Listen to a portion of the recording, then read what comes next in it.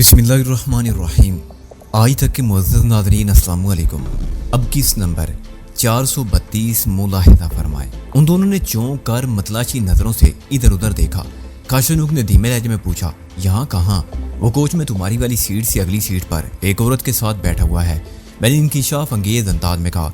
और वो दोनों इसी कोच में सफ़र करते हुए खटमंडू से यहाँ तक पहुँचे हैं। ये मेरा मोहतात अंदाज़ा था। ओह, ये तो बड़ी तशवीशनाक सूरत हाल है। वो होंठ सुकेड़ते हुए बोला, इन्हें यहाँ पे छेड़ना ठीक नहीं होगा। कोच के अंदर जा बैठे हैं तो इसका यही मतलब है हमारे साथ ही आगे भी जाएंगे। आओ देखते हैं कि वो किस मूड में है। हम ये बातें इस अंदाज में कर रहे थे कि देखने वालों को मीटिंग का एहसास ना हो।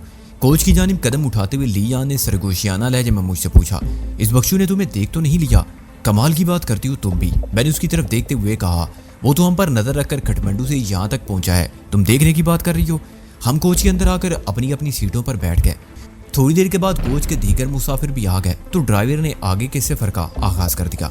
हमारी अगली मंजिल सुंदरी जल थी, जो यहाँ से सिर्फ 4 किलोमीटर के फासले पर वाक़ थी। मेरे अंदर एक खलबली सी मची हुई थी। मेरी छठी इसकी पुकार बेमानी नहीं थी। अब इस बात में किसी शक की कोई गुंजाइश नहीं रह गई थी कि वो बूढ़ बख्शू हमारे ही ताकुब में लगा हुआ था। लेकिन उसके साथ ही एक चीज़ बुरी तरह मेरे देर में खटक रही थी। सुबह होटल में मैंने उसे ताड़ने वाले अंदाज में अपनी तरफ देखते हुए पाया। जब मैं उसके पीछे लपका तो वो एक गली में गायब हो गया। उसके बाद दोबारा वो मुझे बुदा नलका नथा वाले स्टूपा में दिखाई दिया और इस वक्त भी वो मुझे नज़रअंदाज करके कोच की तरफ चला आया था। हत्ता के कोच में भी उसकी सीट मुझसे आगे थी। निगरानी और ताकुब करने वाले शख्स के लिए लाजम था कि वो मुझ पर निगाह रखने के लिए मेरे पीछे लगा रहता। इस बुध बख्शू की अब तक की कारकर्दगी तो ये जाहिर करती थी कि वो हमारे बारे में पूरी एतमाद है। वो जानता है कि हमें इस कोच के जरिए कहाँ तक जाना है, लिहाजा वो कोई मुनासिब मौका देकर हमें घेर लेगा। और मैं उसे हरगिज़ ऐसा कोई मौका देने के मूड में नहीं था। एक टाइम बम को अपने साथ बांधे फिरना और फिर मुसलसल उसकी आवाज़ समात करना मुझे गवारा ना था। सुंदरी जल में प्रोग्राम के मुताबिक हमें कमोबेश आधा घंटा क़याम करना था। मैंने उसे उसी मुकाम पर चेक करने का फैसला कर लिया। इस फैसले के बाद मैंने लियान की तरफ झुकते हुए सरगोशी की, मेरी बातों को बड़े गौर से सुनना। मैं सुंदरी जल में अपने हाथ पाँव को थोड़ी सी अहमियत देना चाहता हूँ, तुम मेरा मतलब समझ रही हो ना? उसने इस बात में गर्दन हिलाई और बोली, तुम क्या करने का इरादा रखते हो? मैंने मुख्तसरन और जामे अल्फाज में उसे बताया, जब हमारी कोच सुंदरी जल में रुके तो तुम काशानूक के साथ कोच से निकल जाना। मैं बदसूर अपनी सीट पर जमा बैठा रहूंगा।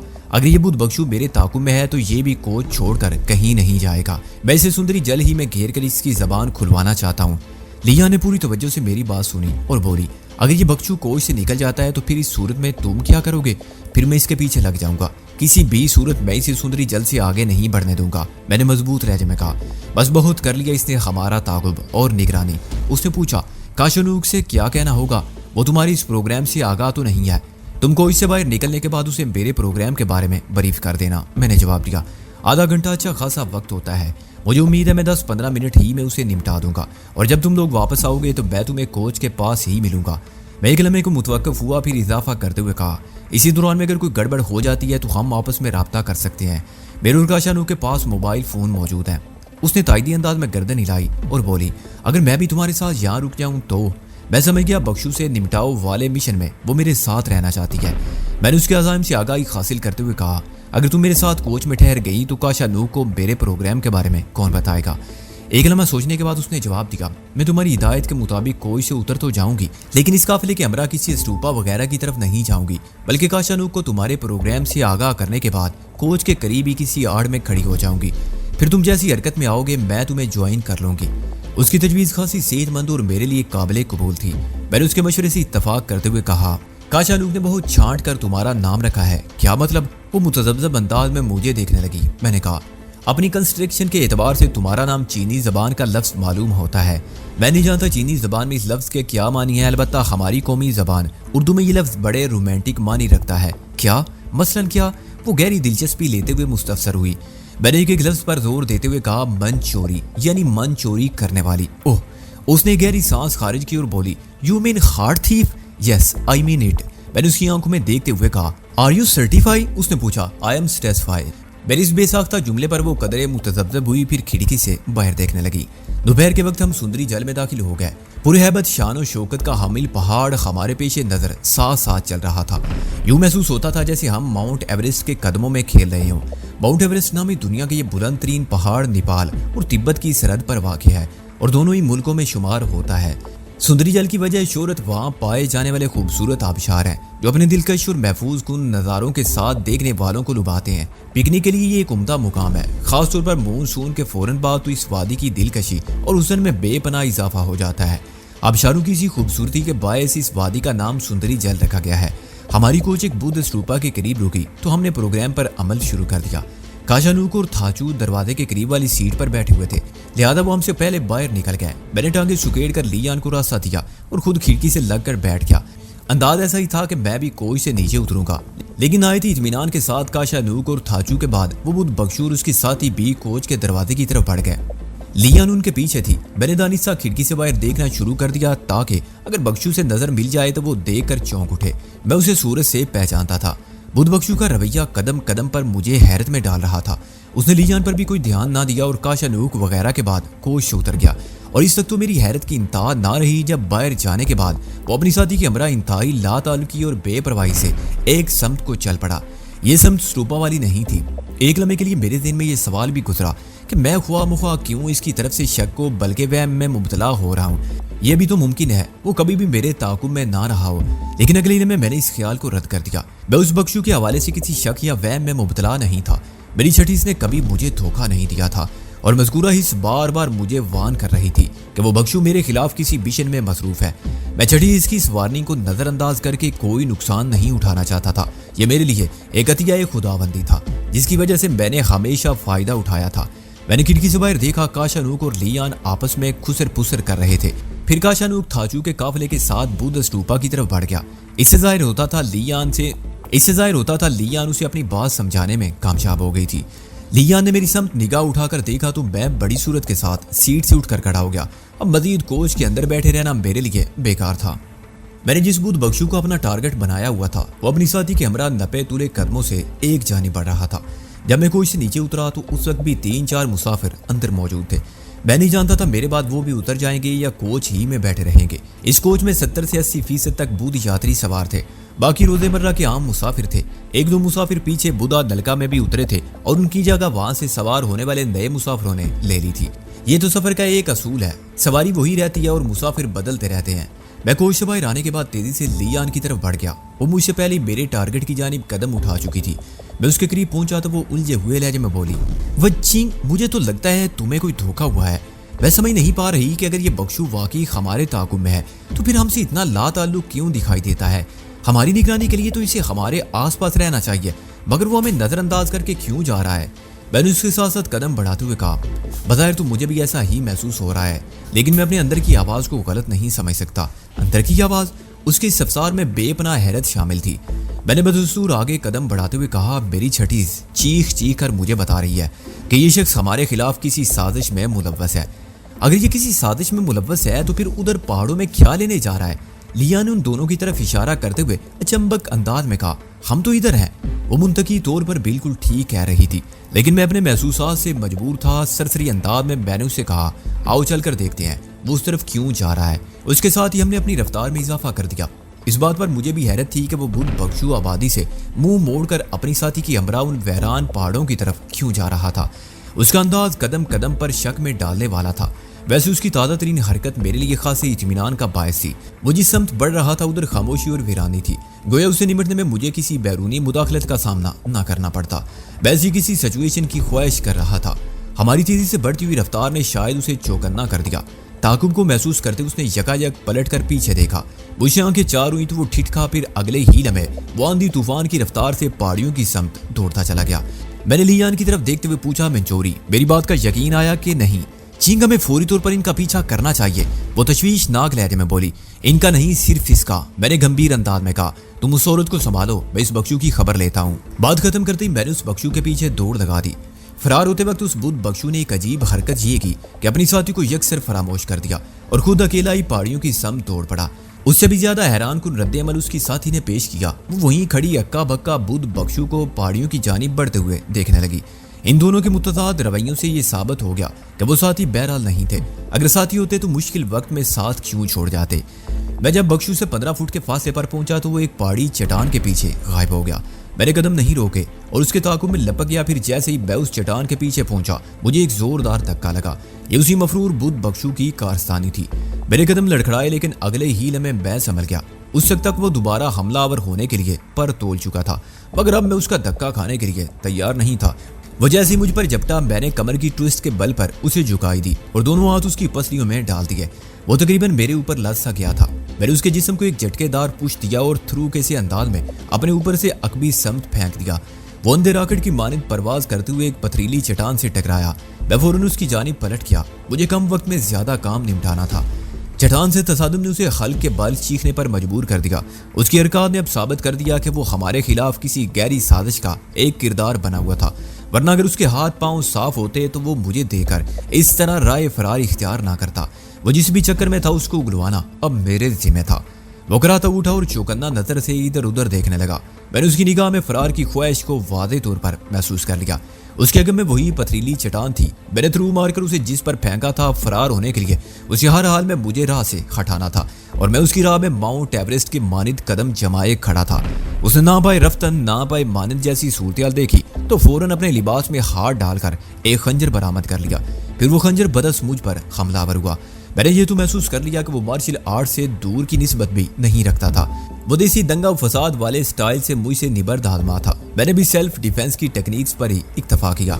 उसका खंजर वाला हाथ जैसे ही मेरे चेहरे के करीब पहुंचा, मेरे फ्रंट फुट पर तेजी से हरकत की और मिडल आउटर ब्लॉक से वार रोक लिया। उसके साथ ही मैंने ब्लॉक के लिए आगे बढ़ने वाले अपने हाथ को मखसूस अंदाज में स्विंग किया, जिसके नतीजे में उसका खंजर वाला हाथ मेरी बगल की गिरफ्त में आ गया। ये एक तरह का खतरनाक लाग था। उसका बाजू कूनी वाले जोड़ से आहनी शिकंजे में कस गया। मैंने गिरफ्त में आए उसके बाजू को जोड़ पर से एक खतरनाक उमूदी झटका दिया। उसके साथ ही हड्डी टूटने की एक मखसूस कड़ाकेदार आवाज पैदा हुई। दूसरे हीले में वो किसी ज़िबा किए हुए जानवर की मानिंद बिल बिलाने लगा। कूनी पर से जोड़ की हड्डी तड़क गई थी। मैंने उसी पर बस नहीं की, बल्कि उसके चेहरे पर लगातार कई खौफनाक पंच रसीद कर दिए। फिर मैंने उसे आजाद छोड़ दिया। खंजर उसके मुर्दा हाथ से निकलकर दूर जा गिरा और वो डगमगाते हुए कदमों से पीछे को जाने लगा। मैंने इस सफर में उसकी मदद की और एक खतरनाक साइड किक उसके पेट में चढ़ दी। वो तोप में से निकले हुए गोले की मानिंद एक मर्तबा फिर उसी चट्टान से जा टकराया। उसी लम्हे पहाड़ी की दूसरी समत मुझे उठा पटक की मखसूस आवाज सुनाई दी। मैं समझ गया उधर लियान ने महाज संभाल लिया था। इसका मतलब था इस बख्शू की साथी औरत ने भी लियान पर हाथ उठाने की कोशिश की थी। दूसरी जानिब मैं इन्हीं दो को छोड़ आया था। पहाड़ी का वो हिस्सा इधर से दिखाई नहीं देता था। मैं अपने शिकार की तरफ मुतवज्जो हो गया। उस बुद्ध बख्शू का चेहरा लहू लुहान था। मेरे तूफानी पंचेस ने चेहरे की खाल को उधेड़ कर रख दिया। रही सही कसर चट्टान से बार बार टकराव ने पूरी कर दी थी। कूनी से टूटा हुआ बाजू किसी मुर्दा तरई की मानिंद हवा में झूल रहा था। उसकी जबान खुलवाने के लिए इससे ज्यादा दहशत में मुबतला करना जरूरी था, लिहाजा मैं उसके पास चला गया। वो इस वक्त संभलने की कोशिश ला हासिल में मसरूफ था। मैंने उसकी कोशिश को सूली चढ़ा दिया। मैंने उसके गिरेबान को दोनों हाथों की बुटियों में जकड़ा और उसके पेट में घुटनों की ठोकरों की यलगार कर दी। उसका दाना खून उगलने लगा। मेरे दाएं बाएं घुटनों की मोहरक जरबात ने उसके गुर्दों, मेदे, आंतों और मसाने की खूब इयादत की। ये हमले इतने मरबूत और सही थे कि उसे चीखने या चिल्लाने का मौका भी ना मिल सका। आखिरकार मैंने उसे पथरीली जमीन पर चित गिरा कर उसके सीने पर पांव रख दिया और खूनख्वार लहजे में पूछा, कौन हो तुम? भगवान के लिए मुझे ना मारो। वो खौफ में डूबी हुई दहशत ज़दा आवाज में मिनमिनाया। उसके मुंह से अदा होने वाले अल्फाज ने मुझे चौंका दिया। मैं अब तक उसे बुद्ध बख्शू समझ रहा था, मगर वो इस कड़े वक्त में लाड़ बुदा की बजाय मुझे भगवान का वास्ता दे रहा था। वो जिस किस्म की सूरत से गुजर रहा था उसमें गलत बयानी का इम्कान नहीं था। मुझे ये समझने में देर न लगी कि वो हिंदू था और बुद्ध बख्शू का बेस भरकर हमारे ताकुब में लगा हुआ था। मैंने उसके सीने पर अपने पाँव का दबाव बढ़ाते हुए सख्त लहजे में कहा, अगर जिंदा रहना चाहते हो तो मेरे सवालों का सही जवाब दो।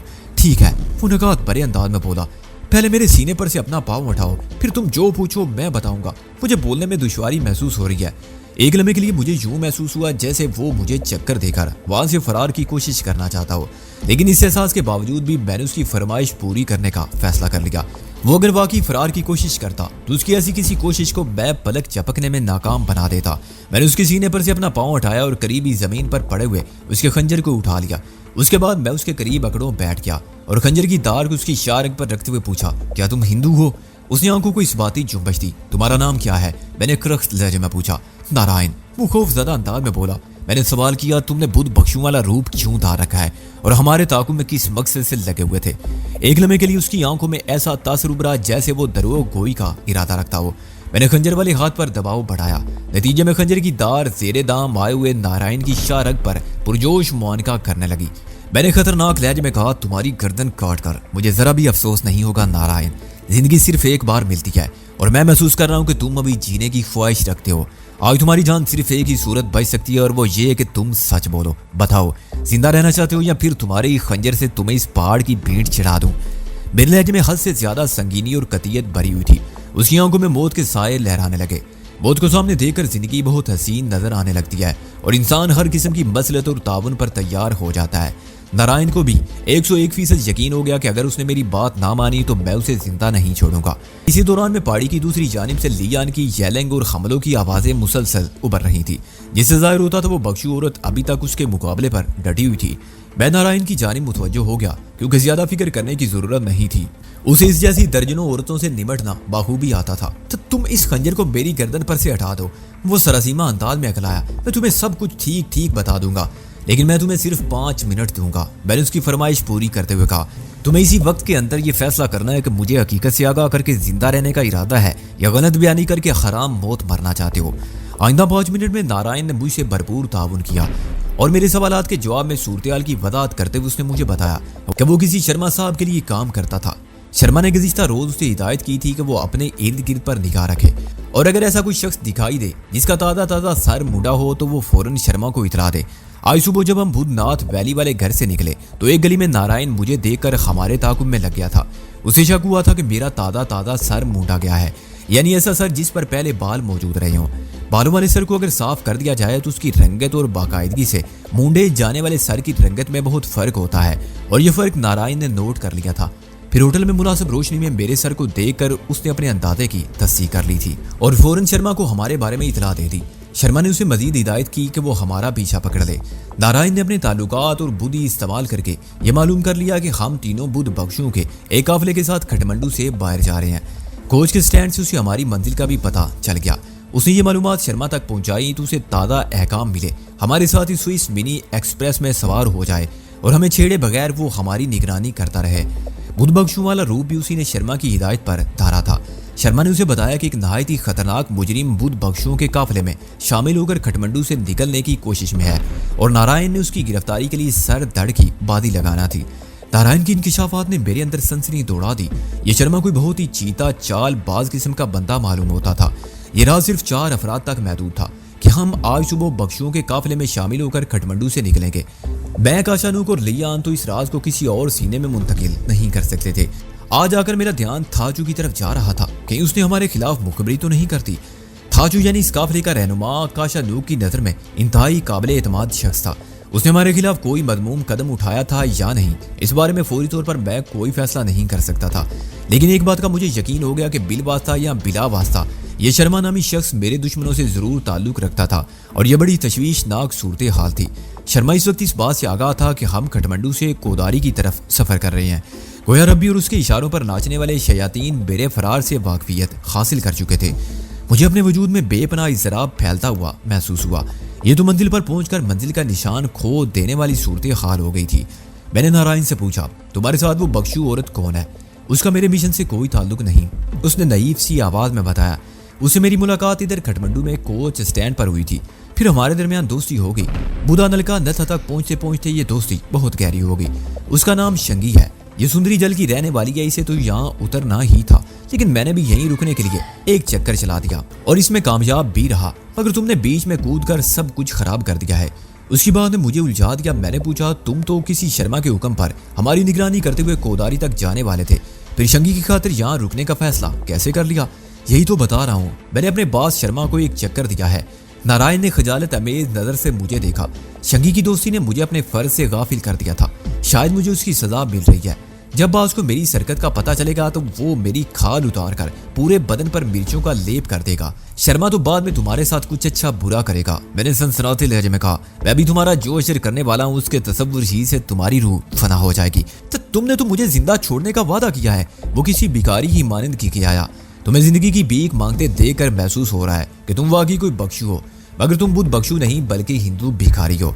एक लम्हे को रुककर मैंने जहरीले लहजे में उससे पूछा, बताओ तुमने अपने बास शर्मा से कौन सा झूठ बोला है? मैं शर्मा के बारे में नारायण को इसलिए भी कुरीद रहा था ताकि ये जानने की कोशिश कर सकूं कि उसके डांडे मेरे दुश्मनों से किस तौर मिले हुए हैं। ये शर्मा एक नए फितने के रूप में मेरे सामने उभर रहा था। मुझ में उसकी दिलचस्पी तो यही जाहिर करती थी कि वो भी मेरे दुश्मनों का रिश्तेदार है।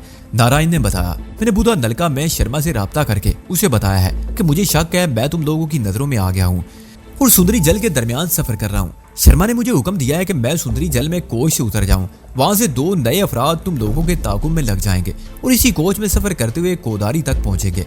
मैंने झूठ बोलकर सुंदरी जल में रुकने का जवाब तो पैदा कर लिया था, मगर तुमने बाजी ही पलट दी। तुम शंगी के साथ इन वैरान पहाड़ियों की तरफ क्या करने आ रहे थे? मैंने उसकी आंखों में देखते हुए तुरुष्ट लहजे में पूछा। क्या इस नई नवेली दोस्ती को एक ही मुलाकात में निचोड़ने का इरादा था? वो मेरे अल्फाज में छुपी हुई तलख हकीकत तक पहुंच गया।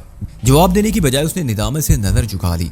मेरे पास वक्त बहुत कम था, लिहाजा उसके अज़ाइम के किस्से को गोल करते हुए मैंने नहायत ही अहम सवाल किया। सुंदरी जल से तुम्हारे कौन से 2 आदमी कोच में सवार होंगे? मैं उनसे वाकिफ नहीं हूँ, उसने जवाब दिया। शर्मा को मैंने तुम तीनों के हुलियों और वज़े कते के बारे में तफसीलन बता दिया है। ये मालूमात उन 2 अफराद तक पहुंचा दी गई हैं। ऐन मुमकिन है वो इस कोच में बैठे तुम लोगों का इंतजार कर रहे हो। उन दोनों अफराद का ताल्लुक सुंदरी जल ही से है। ओह, मैं एक तवील सांस लेकर रह गया। एक पूरा नेटवर्क हमारे खिलाफ मुतहर्रक हो चुका था। मैंने नारायण से दरियाफ्त किया, तुम अपने बास शर्मा से किस तरह राब्ता करते हो? क्या तुम्हारे पास कोई मोबाइल फोन वगैरह मौजूद है? मैंने उसे जान बख्शी का वादा किया था और इन लम्हात में वो हर कीमत पर जिंदा रहना चाहता था, लिहाजा वो चुपचाप शराफत से ताउन करता चला गया। उसने अपने लिबास में हाथ घुमाया और एक मोबाइल फोन निकालकर मेरी जानिब बढ़ा दिया। मैंने मसले उसके हाथ से लिया और फुनकार से मुशाबा लहजे में कहा, हमारे साथ तो तुमने जो किया सो किया, मगर अपने बास शर्मा से तुमने खुली गद्दारी की है और तुम जानते हो गद्दारी की सजा क्या होती है।